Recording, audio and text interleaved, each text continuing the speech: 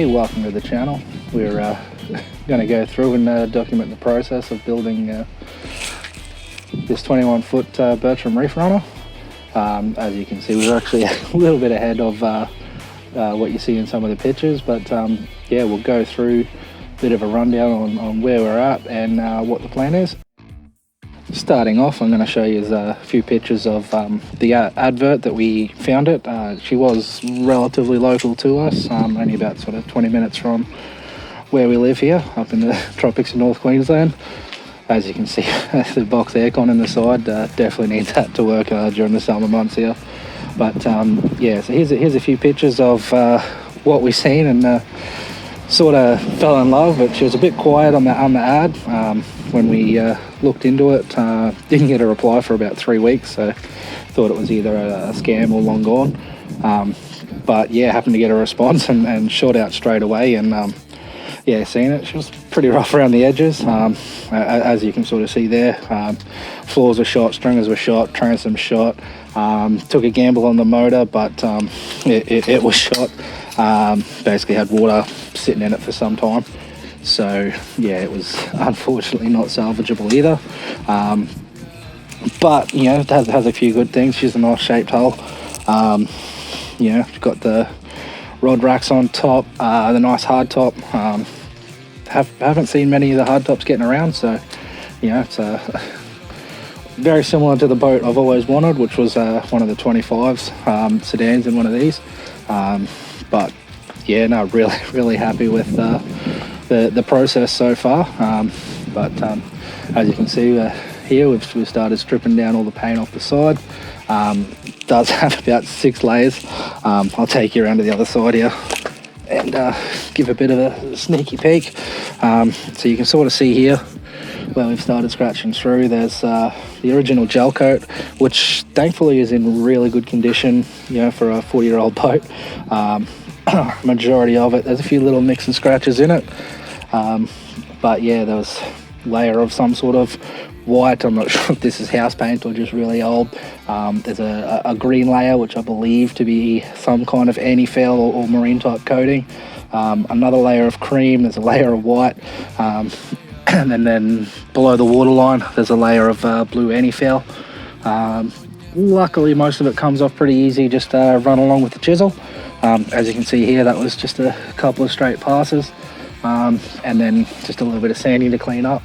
Do have this nice cover. Needs a little bit of love on some of the clips and mounting hardware and stuff, but in relatively pretty good condition though. Again, for its age. There is another one that's a little bit more tatty, but it might not be too salvageable.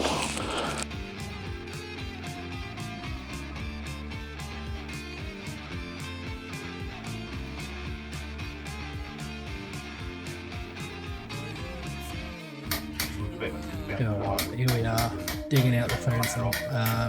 This part only actually took us a couple of hours. We'd got it all stripped down, cleaned up, all the engine out, and as we jumped in, we thought, we'll just give it a quick poke to see how soft it is, and it literally just fell apart in our hands. So yeah, got that all smacked out, ground out, and rebuilt relatively quick, matter of a couple of weeks on that one. Yeah, grinding, and yeah, don't play around with this stuff. The fiberglass dust is itchy, gets right up in everything. Just burning up the Azeto grinder. We burned up a 9-inch Makita, a 7-inch Makita, and another cheap shitty one. So just going with the cheap and nasty tools, because the Azeto seemed to last the most. But yeah, so stripped it all back.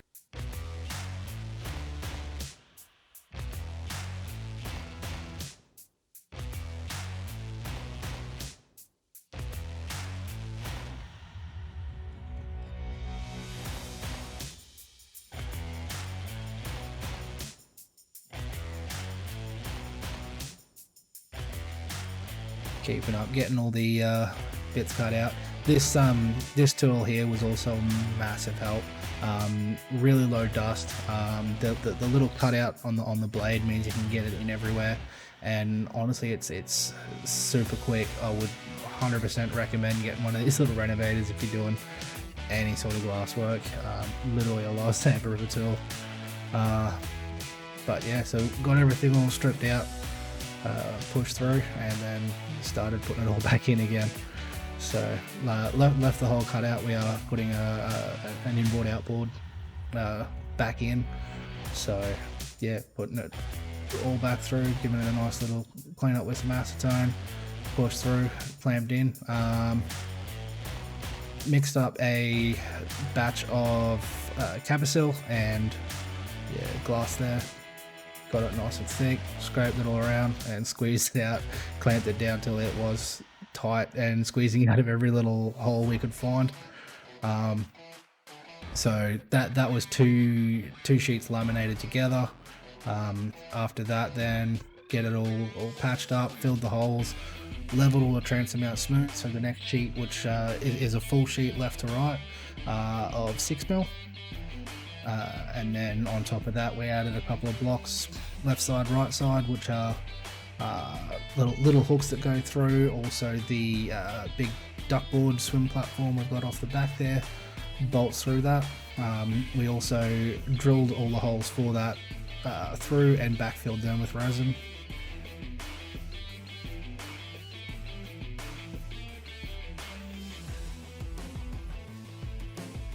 And there we have it, the 6mm getting put in. Bought a few strategic holes through it to place the clamps, and just wound them up. We were just using I think it's M8 threaded rod, a few nuts, and just some pine stud offcuts.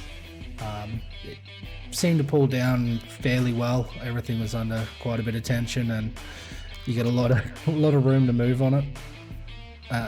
Here we go back into glass work. So we did miss a little bit of footage, but that's all good. So getting glass in, put layers on. We've put 7 layers total. So first layer of chop, second layer of biaxial chop, biaxial chop, biaxial chop. And then we did make a little bit of a mistake here and put the flow coat on already. Should have waited, but just nothing a little bit of grinding won't fix. Just a little bit more work for ourselves later, but that's all good. We'll get there.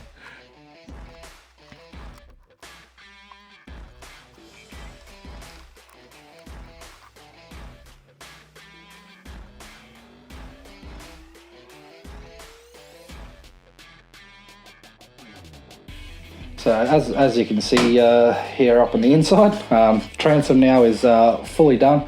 So we got 2 layers of 18mm marine ply for the main bulk section of it.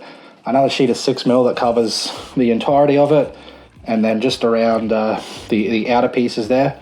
And I'll show you a few pictures of what we did in the process, how we sort of constructed that and just shaped up, but that's all nicely gel coated in. As you can see, the run through, the stringers are there. We do need to put another layer of glass over them, and we do have most of the floors cut out. We did spend a lot of time obviously getting everything out, getting it all cleaned up, and to get it to this stage, we got it in I think November last year. It's now May, so a few months in getting it to this stage. It is a very big project, obviously fully rebuilding a boat of this size, or I guess just any boat in particular, but it'll be worth it. It's all a big learning curve.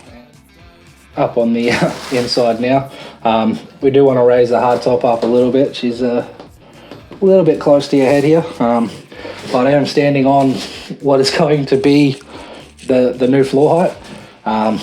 We've got our old faithful aircon here. One of our hardest workers down there, his name's Henry. He's a little bit sleepy at the moment, but he normally comes good around lunchtime. He's done a few loads out of this one. So we've got new bulkheads cut here, and ready to go. Still deciding on what we're going to do with the door. Yeah, let us know your thoughts on that one, because we're sort of torn between it. So that's the old door that came out. We're wondering, do we fix that up? Do we leave it open? Anyone that has got half cab boats, let us know what your thoughts. Do you like having it closed off? Do we put a soft curtain in, or do we put the door back on? We do have the little slide runner over there that covers in the top bit, but yeah, nice access. We have seen too on these boats that a lot of people, and I think they do it at the factory now, raise the hard tops. We're just looking in through this area here. Going to add probably 25, maybe 50 mil of box, get that welded into the existing alley frame, shuffle that up, make some new plates, and scooter up just that little bit more headroom. Also gives us a little bit more room then to put lighting and accessories, whatever we want to hang from the ceiling. And it just gives you room for wiring. We can at least then get that nice and tucked and not have to have conduit runs or anything like that. So here's hoping we can master that one, because neither of us can weld. So